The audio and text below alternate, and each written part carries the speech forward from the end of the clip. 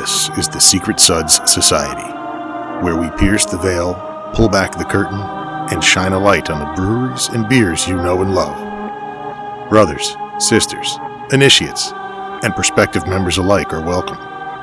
Won't you join us?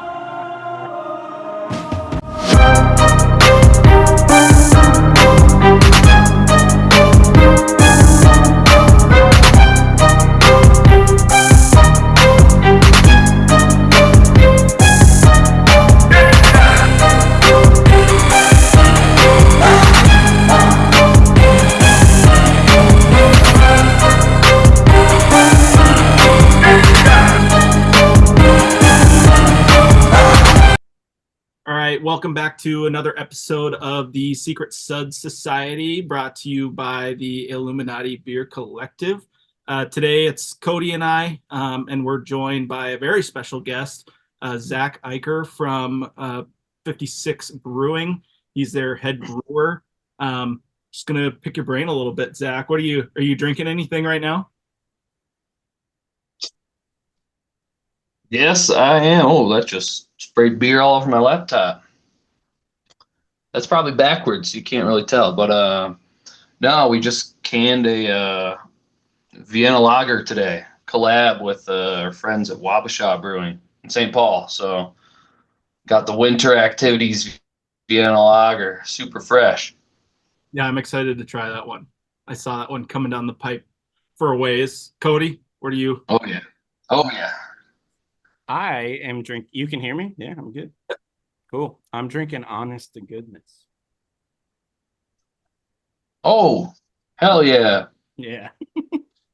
I knew Zach would be a fan of that one. And then, yeah, dude, like that beer's like gone. Everybody drank it all. So it's like the fact that you guys still have some cans is sweet.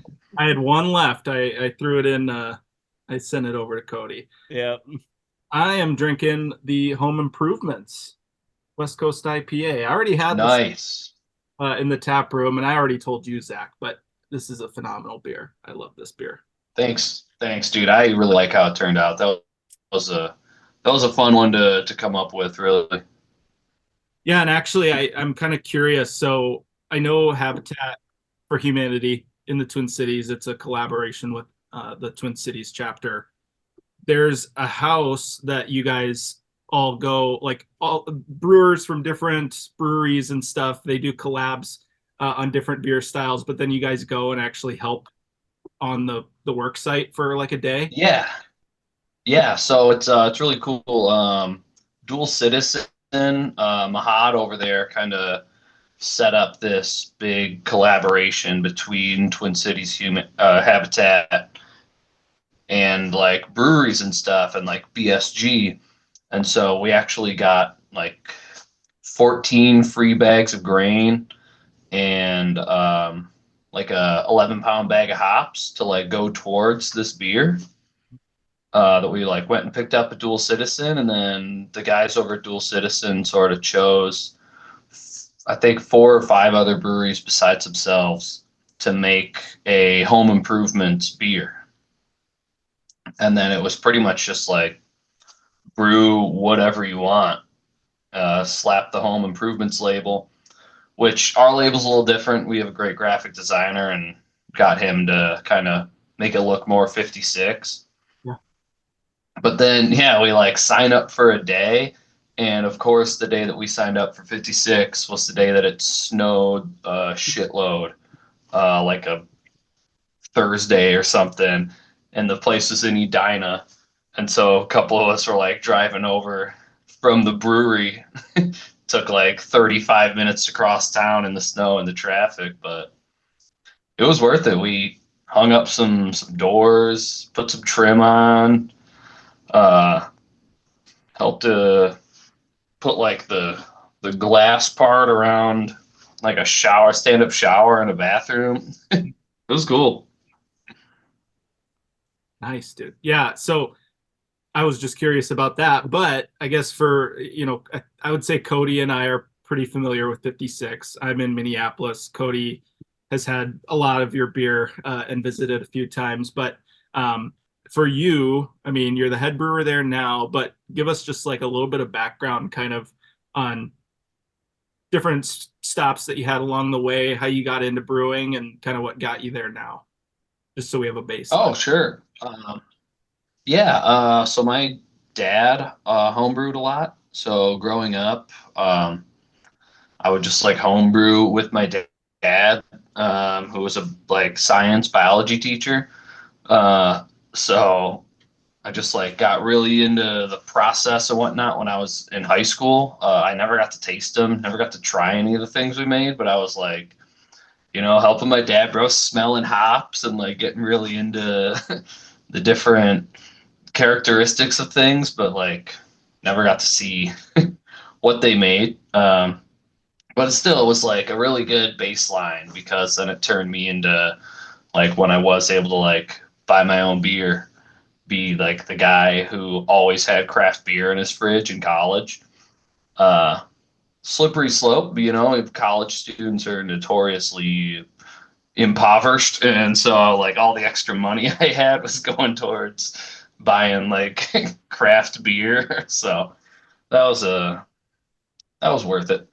Um, and then my first brewing job was at City Brewing in La Crosse, Wisconsin.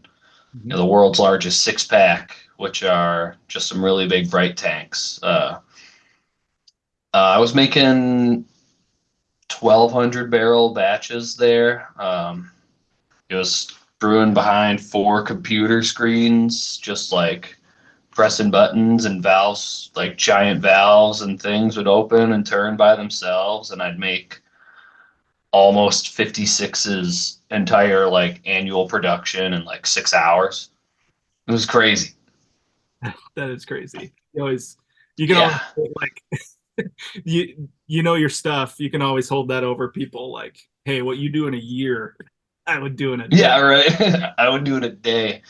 But then we made like, crap. I made Zima like that, like when that had its brief comeback, like 2018. I was like, yeah, I made Zima. Mike's Hard. I think the best thing we made was we were making Sapporo for a little bit. So that was kind of nice to, when I could, get a case of Sapporo. But and then from there, I moved up to the Twin Cities. I worked for Surly for a few months at the BC spot, the Brooklyn Center spot. So that was pretty cool. But I was so green, I was brewing behind a computer screen and then went to very manual brewing. I running the centrifuge, like doing a lot of things that I'd never done before. And so it was a little too fast paced for me at the time. And ended up finding my way to Ladonia Cerveceria in Minneapolis, which is a great spot. Great beer. Making Mexican lager was always a good time because who doesn't love Mexican lager? So I was at Ladonia for 4 years, where I was the assistant brewer, and I did everything like brewed, helped with packaging. When we finally got a canning line, I did sales, I did delivery, um, sold crowlers to people while wearing like gloves and a mask during COVID when nobody could hang out, just like hand people their crowlers and walk away, takes, 6 steps back while they came up and grabbed them, just COVID stuff. And then eventually I went to Prize after that, and I was at Prize for a good 8 months before I landed at 56, like a year ago now, almost to date. Yeah, and I mean, again, for people who don't know, yeah, so Zach has been the head brewer at 56 for about a year, and since then, at least, like I've kind of gotten a good taste of 56 before and after you came on. I've been drinking their beer for probably last 4 years or so, pretty consistently, and since you came on, like I've definitely noticed there's been a lot more variety. They have some really great core brands, but it definitely seems like they've been letting you kind of think a little bit more outside the box, get a little bit more creative with it. I mean, it seems like they're kind of just letting you do not whatever you want, but like, within reason, like you can be a little bit more creative with it, which has been great.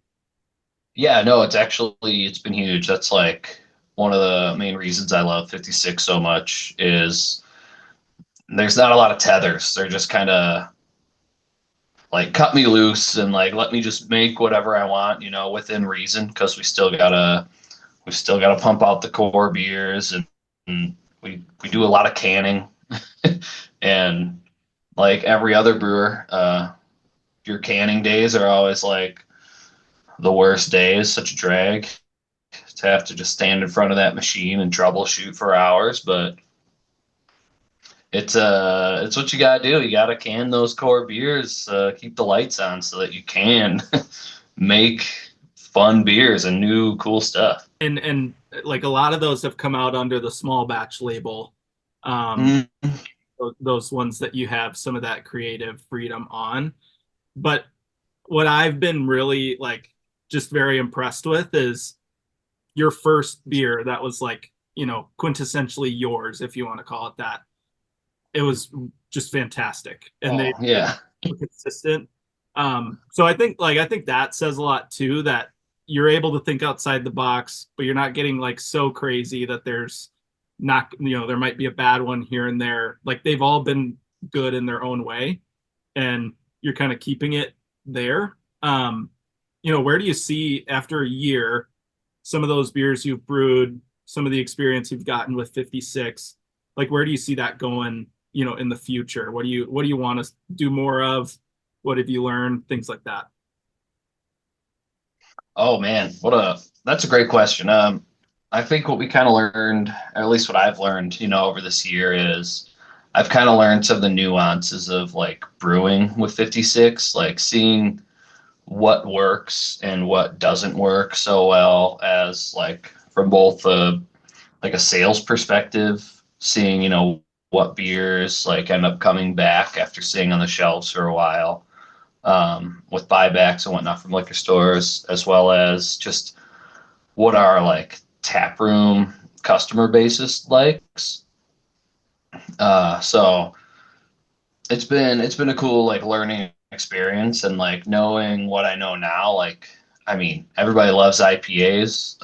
That's just the way it goes nowadays, and which is great. I love IPAs, but also with like lagers coming back. So I mean, this year, last year we did a decent amount of lagers, but already to start the year off, we've got Vienna lager coming out. We've got our Hellas already queued up for a brew date. We're always going to be having crispy business, the Czech Pills. I've got grand plans for a Rauk beer in the fall. Nice. We'll see. Oh, We'll see if that one actually comes down the pipeline. I hope so. Yeah, that would be sweet. And yeah, right. I don't know. Like, I think this year we're gonna see a lot of good lagers coming out, and I'm hoping to do more with a lot of the experimental hops, the stuff that we were getting into towards the end of the year in 2024. Hoping to be looking to be on the cutting edge for experimental hop stuff in 2025. Yeah, so that was actually another thing I was kind of curious about. I know you guys have done a couple beers with experimental hops. You work pretty closely, I think, with Eric Sanderud at Sanderud Hop Consulting. He's a local guy. And when you are looking at, some of these new varieties and things that, frankly, the names are not that memorable. It's a lot of numbers and letters, Right.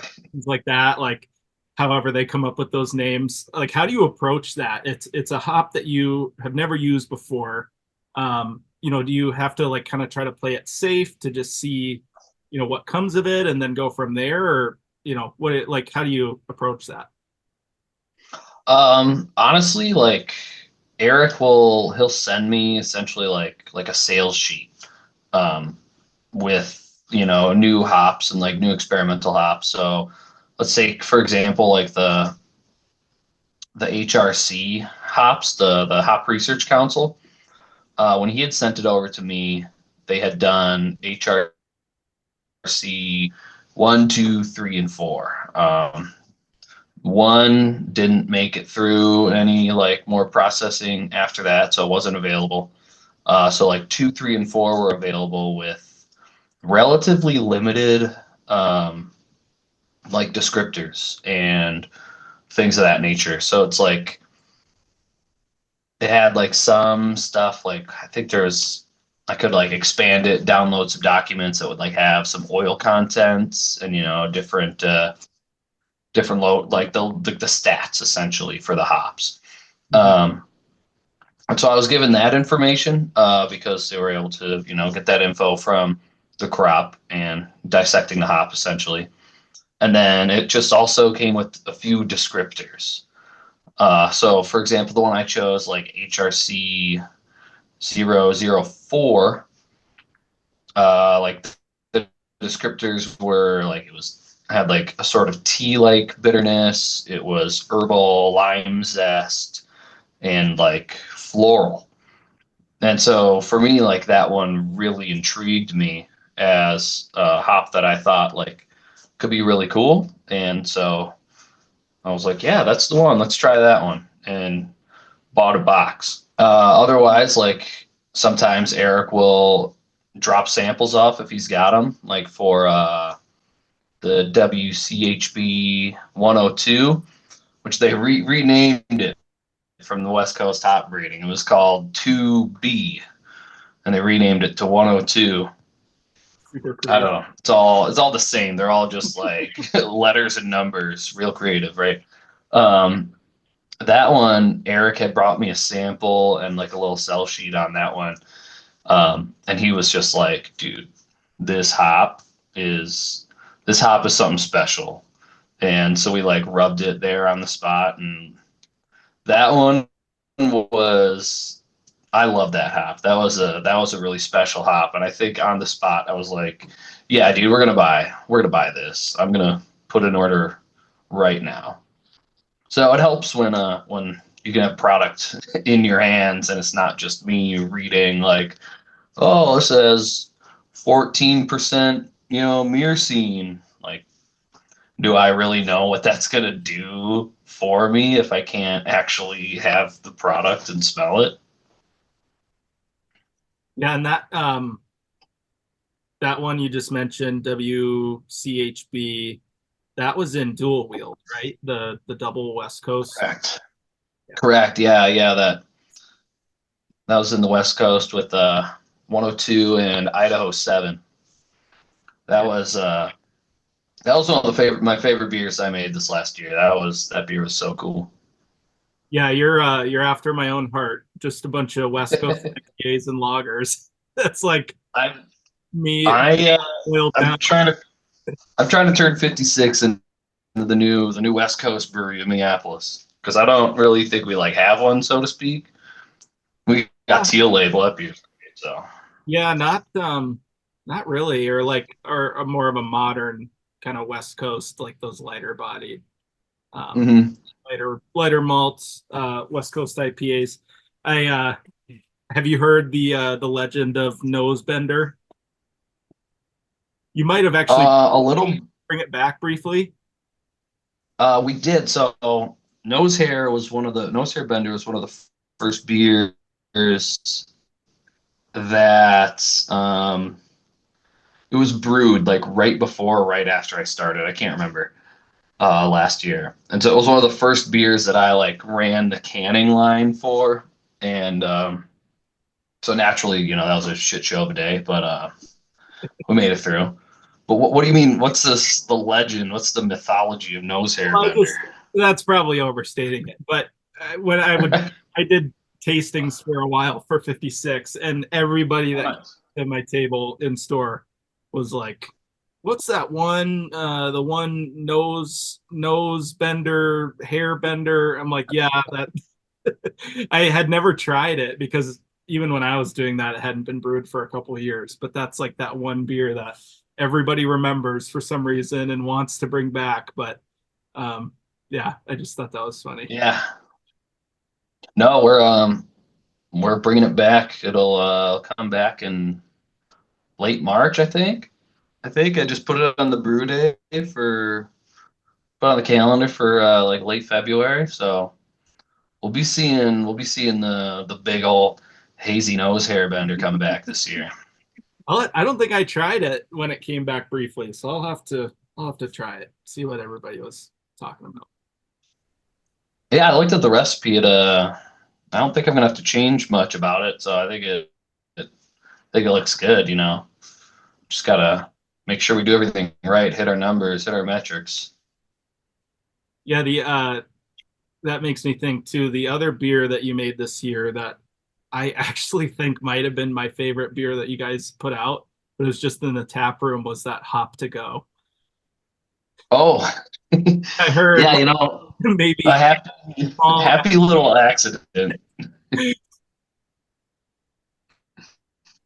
Sometimes a great beer has to be made because I'm on vacation at Yellowstone National Park, and some yeast gets switched around, and the wrong yeast makes it into the wrong beer, and you get a good beer out of it. So I liked it, not because you didn't make it, just because it was it was supposed to be a good beer already, but the yeast changed it up. yeah, it was Yeah, it was a nice little happy accident. Kind of turned Sippy into like a kind of crisp, juicy IPA instead of a full-bodied hazy IPA. But yeah. Cody, I'm doing all the talking. I'll let you hop in. I know you have some questions.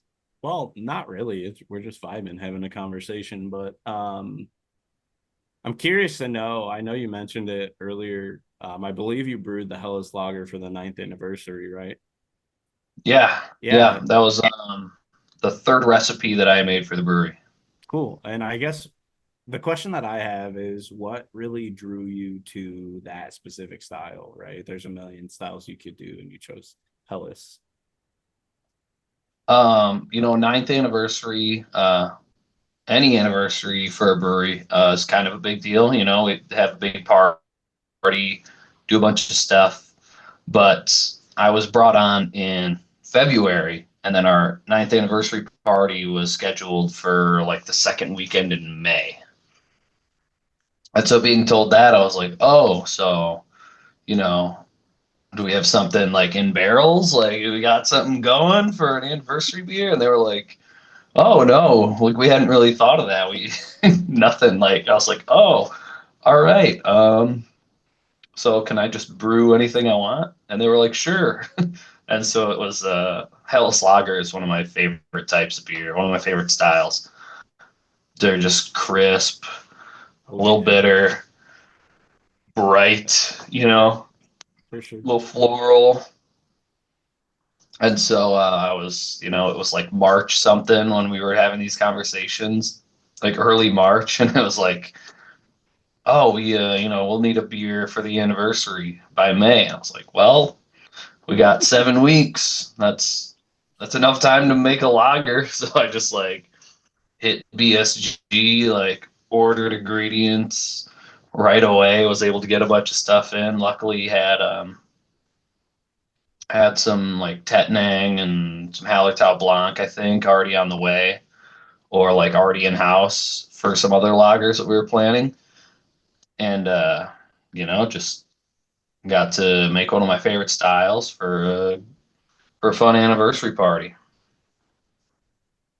Oh, and we got the side pull like that at around that time too. And I was like, oh, this would probably be, I mean, not super traditional, but it'd be great on the side pull. Pull out all that aroma into a big wet foam head. So Jack, did you get to you tried that one, didn't you? Yeah. Did I send that one to you? Oh, I thought I did. No, Yeah. what a shame. Sorry. Yeah, that's on me. That was a and great you've got the shirt on for it, Jack. that was just but I love the metal. So Yeah, I that's got yeah, that's on the can. Yeah, that's on the Hellas can. So yeah, that was sick and fitting. Like I think that's sick that you got to just brew like first thing of course, yeah, they let you brew whatever. You're like, well, yeah, I'm gonna brew my favorite style. But it's funny that it landed on the anniversary too. And people were super into it. Like you guys had yeah. the mug with the gold details on it that went with it. And yeah, that was Hmm. a really good beer too. Yeah, we're stoked. We got that side pull, and so we'll just be hopefully having a couple types of lager on year round, and just being able to rotate through like what goes on the side pull, so people can experience that different style of drinking beer and like in different styles of beer. So this Vienna lager's gonna go right on the side pull on Friday, so that'll be just delightful. Well, that's good too, because New York Times just educated everybody on Glico pores, and a bunch of people didn't know what those were. So it'll be good. You can I somebody orders one, you can offer it to them off the side pull with a little extra foam, and we can start yeah. hurting people that don't know I about it. don't I, I don't know if we're gonna offer Maliko pours, but I like to drink those at the brewery all the time. If I just want like a little bit of beer, like I'll just pour myself some foam. Got to get the milk tubes going. Yeah. If you past or present, if you had your chance to brew with anybody in the industry or collab with any brewery in the industry, kind of take us through who that would be and why. Oh man. I don't even have to like stop and think about that. I am a huge New Glarus fan. Nice, dude. Uh, Hell yeah. I grew up in southern Wisconsin. So, Wait, where? like the first craft. I'm from Northern I'm from Illinois. Janesville. Dude, I'm from Rockford. Oh, nice. Oh, dude, yeah, my cousin lives in That's Rockford. great. Most of my like grandparents grew up in like I think Cary, maybe. Yeah, like Small outside of world. yeah, my like a lot of my family's from Northern Illinois. That's crazy. So yeah, like New Glarus. I'm a huge New Glarus fan. I've got like a case of seasonal right over there since Cabin Fever just came out, and I was just in Wisconsin this last weekend. Pull up to the Quick Trip, grab a case. Um, and I think you know brewing with like the New Glarus team, like Dan Carey, just would be a crazy experience. Like they make, in my opinion, the best beer in the United States. You know, they nail all their styles. They're not really known for doing like IPAs and whatnot, but Moon Man is like such an incredible pale ale. All their pilsners, all their anniversary beers, and their kind of mixed fermentation and natural fermentation stuff that they do is just, oh man. That I would collab with them on like a Coors Light clone. I don't even give a shit. Like I just would wanna, be there hanging out and making a beer with them. Hell yeah. That's what's up. Yeah, I literally just had their flagship pills a couple weeks back for the first time, and it was like one of the most mind-blowing experiences of my life. It's so good. Dude, it was insane. Insanity. Very good.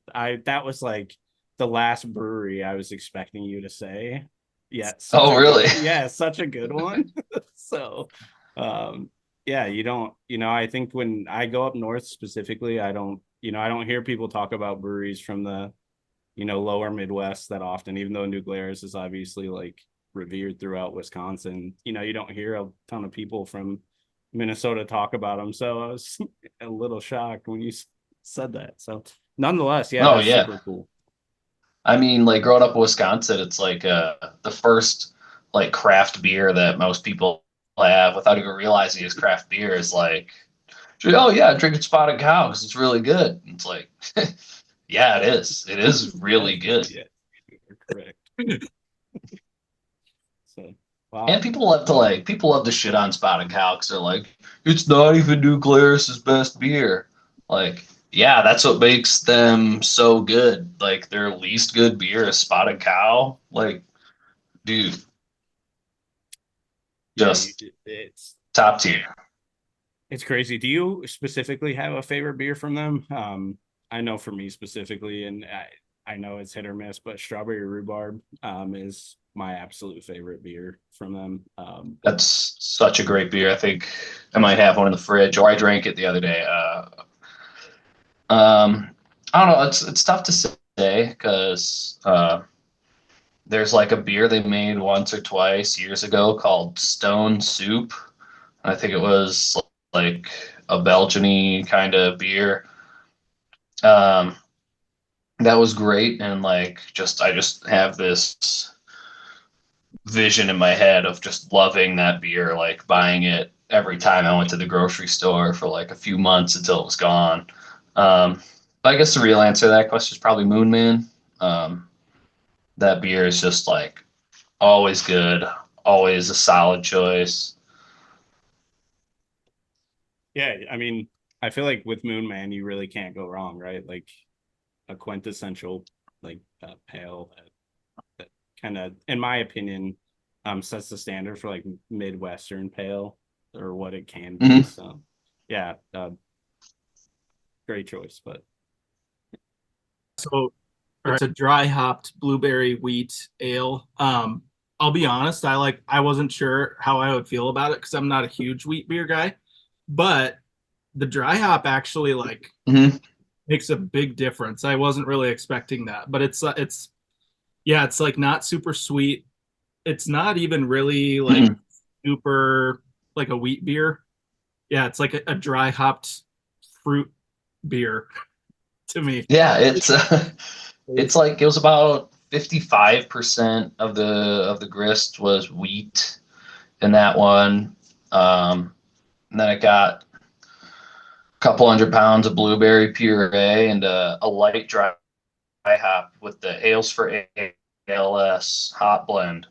Yeah. So 1 pound per barrel dry hop, just enough to like kind of it plays with the wheat and the Kavayaki yeast and the dry hop, give it this like really tropical feel, which is like goes really well with the name. And then it's kind of just got this like blueberry undertone, like a little sweetness berry through there that like I said, it's a weird one, but it's really tasty. Yeah, and it's honestly like the perfect example of like it's not you read that and it's not like a style that you hear much and like you said it sounds but it's like you just gotta trust Zach's process. You know, Yeah, I mean it's but I completely made up. It's like not gonna find that on the BJCP style guidelines. dude, I'm not gonna lie to you though. When I go shopping for beer, that's kind of what I'm looking for. You know, I want something that's gonna stand out, like a dry hop blueberry wheat beer. Like that sounds good to me, and I know it is good because I had it earlier. But I like the last part you added in there where you were talking about how the dry hop There kind you of go. lends into the wheat. I thought it was the same thing when I was drinking. I was like, wow, that complements that like super, super well. And then the blueberry kind of rounds it out with just like a twinge sweetness, nothing super overwhelming. I thought it Mhm. was very well done. So Thanks, man. yeah, I literally texted Jack and I was like, I actually really fuck with this. I'm not gonna lie to you.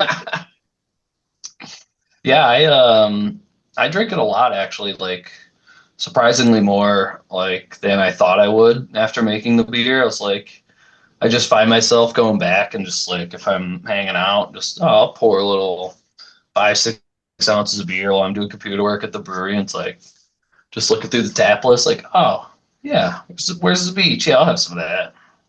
Dude, I'm such a like massive fan of like dry hopping beers that would not normally get dry hopped. I think it works really well. Like it's the same concept with like dry hop sours. I don't know if you've ever had one, Jack, but phenomenal. They're really, really good. And I think dry hopping wheat beer, something super light, just complements it so well. Yeah, I agree. Which is why I like Italian pills, one of my favorite styles. Just like take a pills, fucking dry hop it, put some more German dry hop in there. It's like, wait, why is this the best? Yeah, for sure. That kind of so like back on the thought of like kind of weird combinations and adjuncts and stuff. You've, like I said, been very creative, which I love personally because you're not going to improve if you're not trying new things. But I'm kind of curious, is there any sort of adjunct that you've found yourself preferring or like wanting to use more in your beers? And then kind of the flip side of that, what is like your absolute no-go? Is there like a certain hop? Is there a certain adjunct that you just like won't drink it? You won't buy anything that has it. You won't make anything that has it in it. Well, we'll start with the first one. I like subsist almost entirely on coffee. Like at all hours of the day, I'll drink coffee pretty much from when I wake up around like 6, 7 o'clock until like 2 p.m. And then I'm like, I need to cut myself off here, or otherwise I'm not gonna sleep. And get like ulcers, I don't know. I don't know. There's probably some downside to drinking that much coffee. So I love coffee beers. Every time we're just like we've got some beer, it's like, yeah, we should do like an infusion of this beer. Like my mind immediately goes to like, we should put coffee in this beer. That's like, Zach, we're not going to put coffee in the sippy squeeze. Like, yeah, you're right. Yeah, that'd be gross.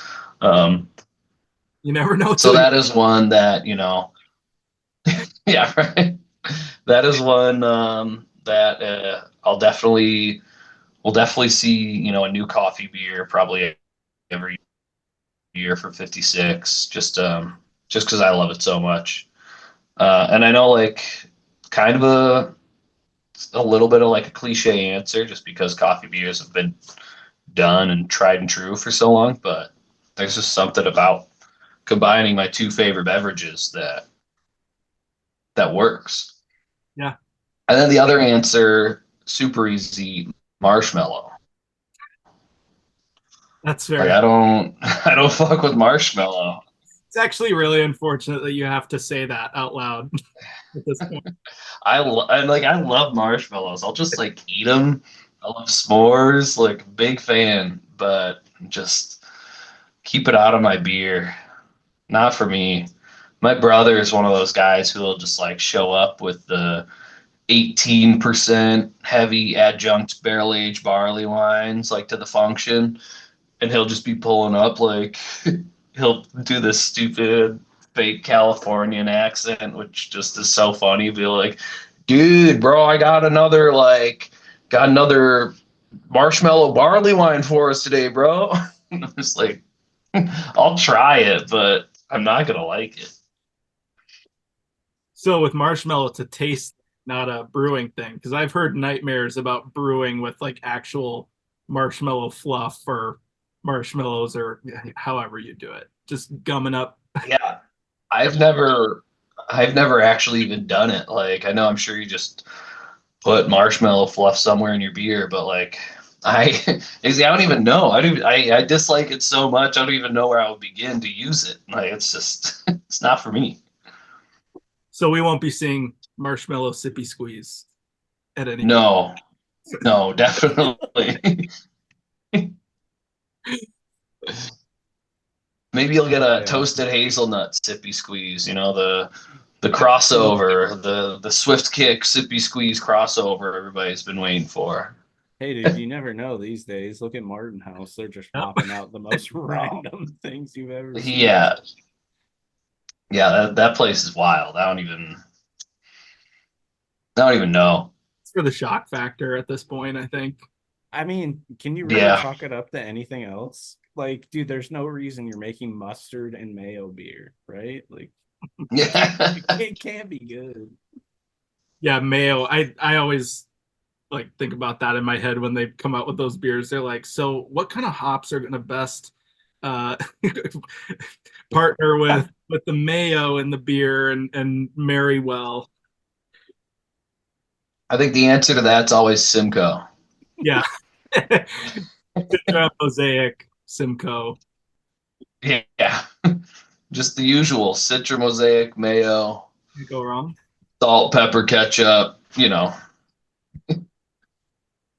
So actually, you bringing up barley wines kind of reminded me as well. So, you guys came out with Yo Ho Ho this year. That was your like holiday barrel aged Oh yeah. out, and I actually really like that you did that in rum barrels because that's just not something that is as common. It's usually bourbon barrels, but I saw on Instagram, and I think I DM'd you. You guys were working with some, was it Sauvignon Blanc barrels? Pinot Noir barrels, yeah. Are you allowed to give us any clues? Yeah, you got real quiet after that. Yeah. No, I can talk about it. So we once again another thing of like, hey, we need to get a beer in barrels for the 10-year anniversary. Um, do you guys have anything you really want to see, or can I just make what I think would be awesome? And they were like, yeah, just go ahead, make whatever you want. Great. So we made a Belgian Golden Strong. That'll be coming out in a couple weeks here on tap. We did a small batch of it, I think 10 barrels. And I think the yield after it was all said and done was like a little under 9. And so we got these great Pinot Noir barrels that are all like French oak. The barrels were made in Germany in like 2019. It's really cool. It just says it all on the side of the barrel. And just maybe, German engineering, but these are like the most beautiful, well constructed barrels I've ever seen.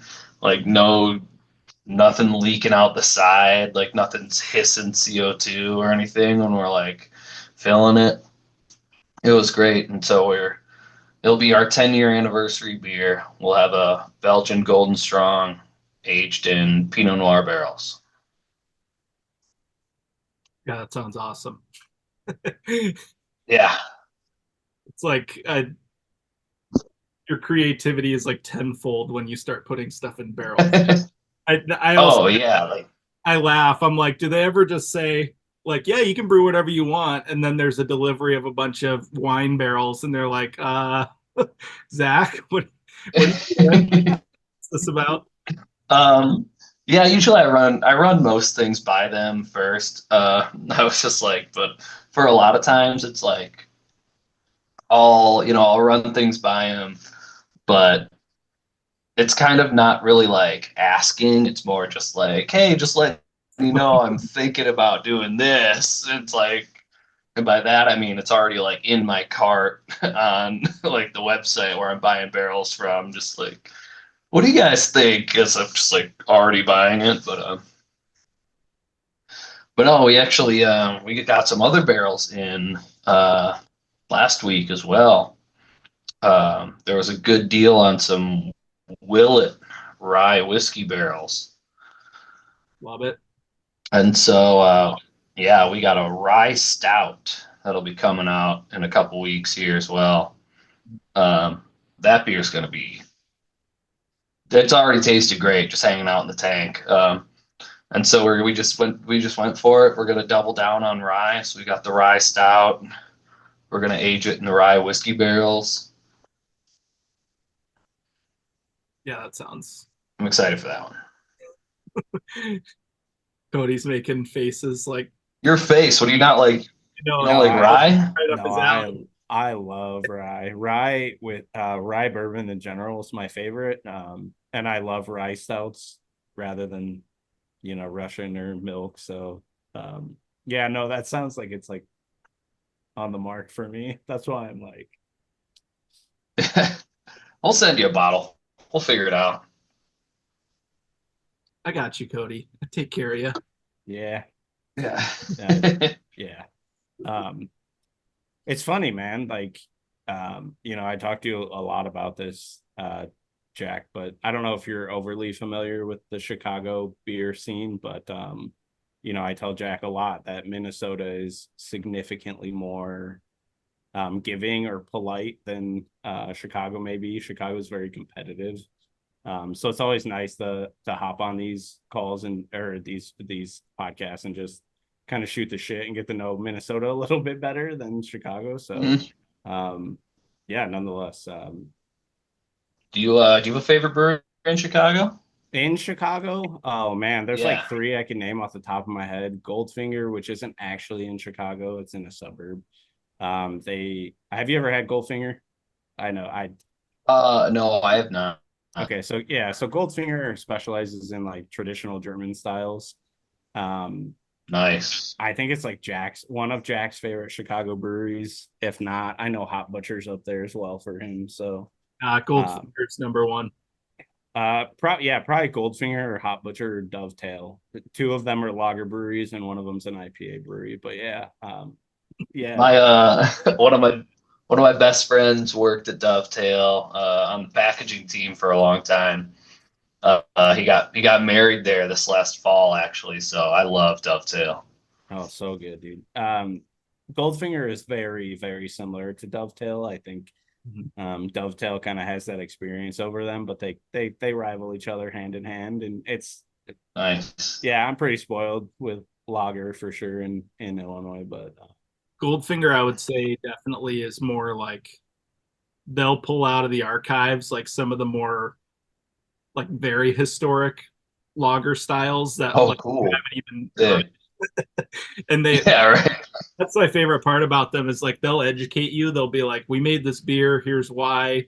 This has been made, for so many years in these parts of the world, and all this stuff, and they do it really well. So yeah, Cody, maybe I'll have to have you send me some, and I can bring a couple cans in for you, Zach, because yeah, you gotta try Oh, it. that would be great. well, I'm coming up there at some point this year, so I can just bring them up to you guys. The one beer that comes to mind when you talk about that or educating people on styles when they did the pre-prohibition lager, I was like, I don't know what this is, but this is really cool. So it's stuff like that like whenever I like trade with anyone, Goldfinger is one of the breweries I definitely try to give out. So yeah, I like I said, I'm coming up at some point this year, so I'll be able to bring it up for you guys to try. So Yeah, we'll have to make You'll that. have to come up in May for our 10-year anniversary party. That's what you have to do. funny enough, I was gonna ask when that is, because then I can plan around coming up for I whenever that is. But think it's like the second weekend in May. I think like the 9th or the 10th, whatever that like Saturday is. Don't actually know. nonetheless, I'll probably find a way to be there. I just know that I've got to get Hellas in the tank Yeah. at the end of February, so that's ready for the party in May. Like that's That's all you have to do. It's doing your job. I like it. Yep. Locked Yep. Oh, for the longest time, I couldn't be bothered to plan more than like a week ahead in my life, and it's crazy. Like, oh yeah, I'm the head brewer now. It's like at our last meeting, we were talking about what new beers are gonna be coming out for the next like 5-6 months. And I was like, oh, okay, I guess we're planning that far out. Cool. Yeah, I guess that kind of leads into another question, or the last question I like to ask pretty much everyone who comes on is like, um, it's a two-parter. The first part is there a specific style of beer that's kind of gone extinct that you would love to see be revived? That's the first part of it. And then I guess the second part of it is, is there any beer that you have in the works that you're like overly excited about compared to everything else that you'll be brewing for the rest of the year? I'd love to see the return of like the ESB. Nice. I think, and yeah, I think the ESB's kind of undergone a little bit of marketing change because, you know, people see extra special bitter and they're just like, yeah, I don't want to drink fucking that. Like the name is awful. And so yeah, a lot of people are calling them like pub ales or just like English ale. Yeah, so I think the ESB is a style that's like near and dear to my heart as like a beer that I like drank a lot when I like first started drinking like Boddingtons and stuff. Like, Nice. yeah, so I'd hopefully, you know, maybe we'll brew one of those next fall, winter.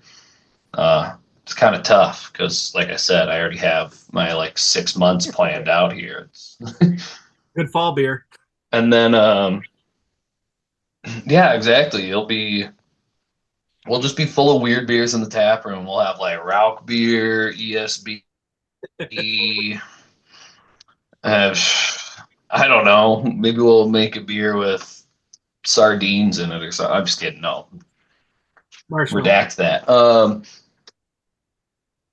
No.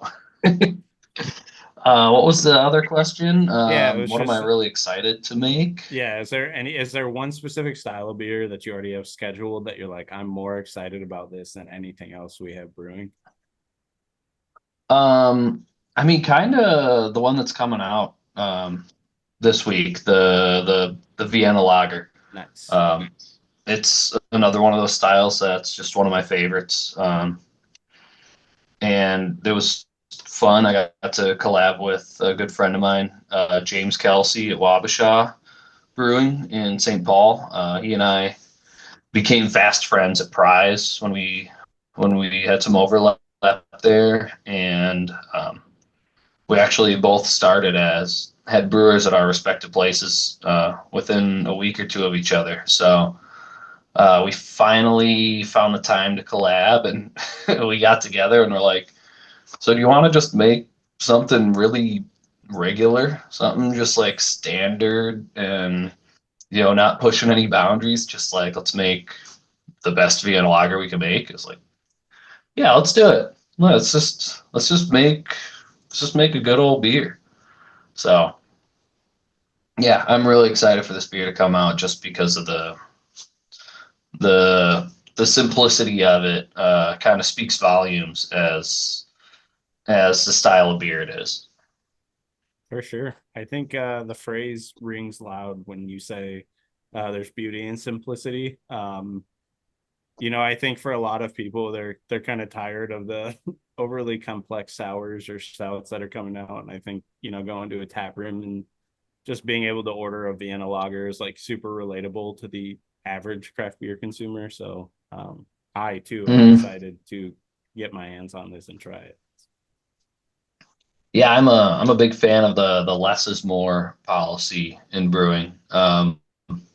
You know, sometimes more is more. Like if we're talking dry hopping your hazy, you know, sometimes you gotta push those numbers up for barrels or pounds per barrel. I mean, with your hops, but when it comes down to, you know, like that home improvements that Jack was drinking earlier, I think that was like 1.5 pounds, 1.5 pounds per barrel on the dry hop. It was like, if we go more than that, it's just gonna overpower, you know, some of the esters that we were getting out of the yeast that are gonna help complement the fruitiness and, you know, the work we did to actually pouring hops in during our boil and making sure we, you know, isomerize what we want and get the right flavor profile that we get out of it. So, you know, less is more sometimes.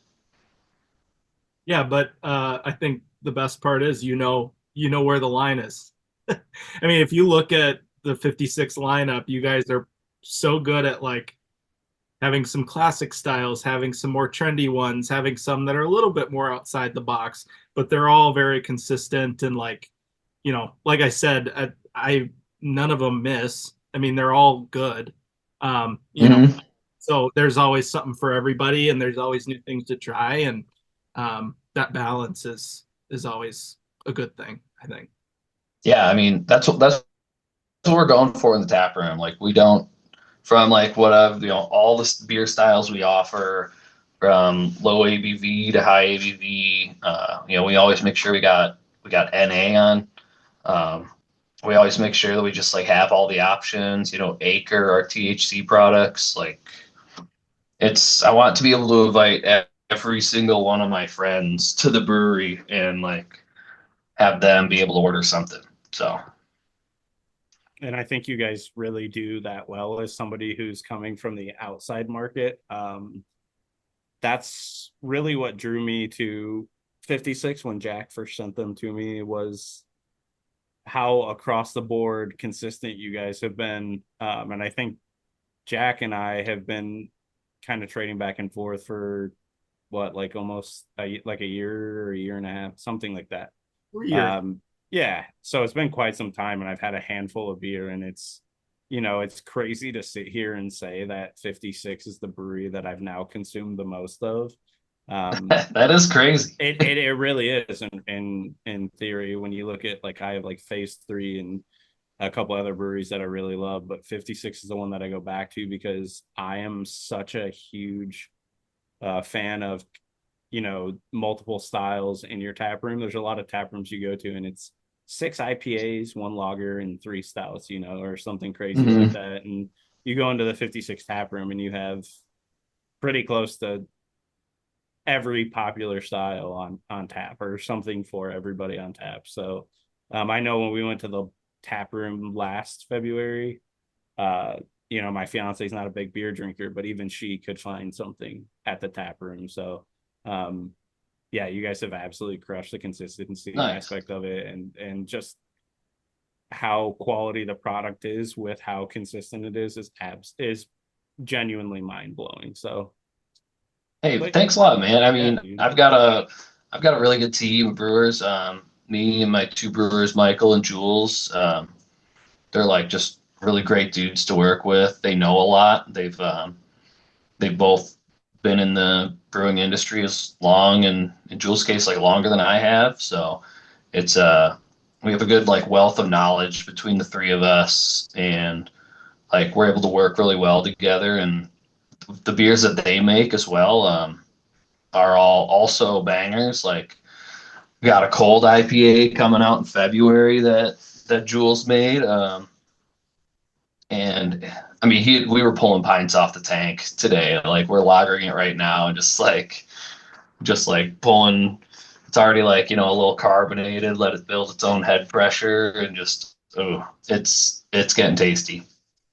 Yeah, I know, like a pretty trendy style right now, but it's my all-time favorite because it's like all my favorite beers mashed into one. Lager. Yeah. I mean, juicy IPA. It's so good. It's a great style. Like I'm really excited for that beer to come out. We'll have to stock up. I'll send you some, Cody. Yeah. It's definitely an interesting style when you really think about it, because like it's in the same realm as IPL, and IPL, when it was branded as IPL, was not very popular. Right. So it's really cool to see. I've always loved IPL, or West Coast a lot, whatever you want to call it. There's like 5 names for it, but it's always been a style that, like, I'm so glad to have like somebody who also loves it.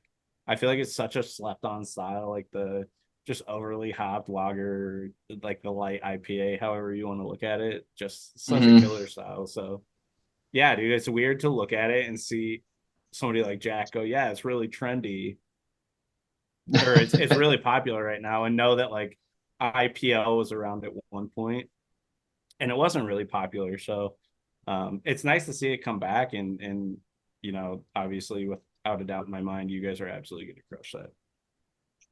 Oh yeah, dude. Yeah, Jules did a bunch of research on like what separates cold IPA from IPL, and he and I like spent a bunch of time just going through all the hops on like all the different like hop websites that we like buy from, until he landed on a blend or whatever one night. Just kind of like texted me what hops he's like thinking about, and I'm like, yeah, dude, you got it. I'll get those ordered. Like, I'm just gonna make a killer beer.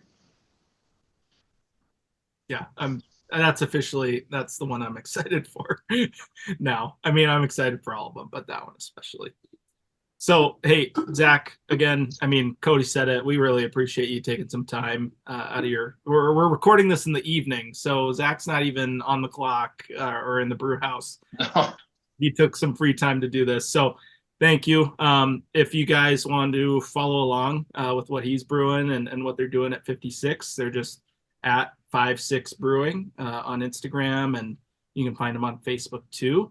I don't know. Cody, any parting words of wisdom for us? If you go to Minnesota, drink 56. It's that simple. Truthfully, no, but I can only ring the words that or echo the words that Jack said. We always appreciate you taking the time and the love that you guys show us in general, and the beer that you provide us, I think most importantly, is the thing that we're thankful for. So no, again, thank you for taking some time out of your day to sit down and just give the people an inside look at what it's like to be a brewer for 56 and what they can look forward to. Yeah, and I mean, we've said it a bunch, but you've been crushing it. So just keep doing what you're doing. Hey, you guys are on a great trajectory, and you know what you're doing back there. So I know we love that. yeah. Yeah. No, thanks guys. Thanks for having me on. It was great to talk to you. Jack, thanks for always blasting us on your social media. Like, we always appreciate it. And I like seeing you guys in the tap room. So hopefully we see you at the anniversary party. I'll be there. I'll see you there. Yeah, sweet. Thanks, guys. Yeah, All right, see you, thanks, brother. Zach. Cheers.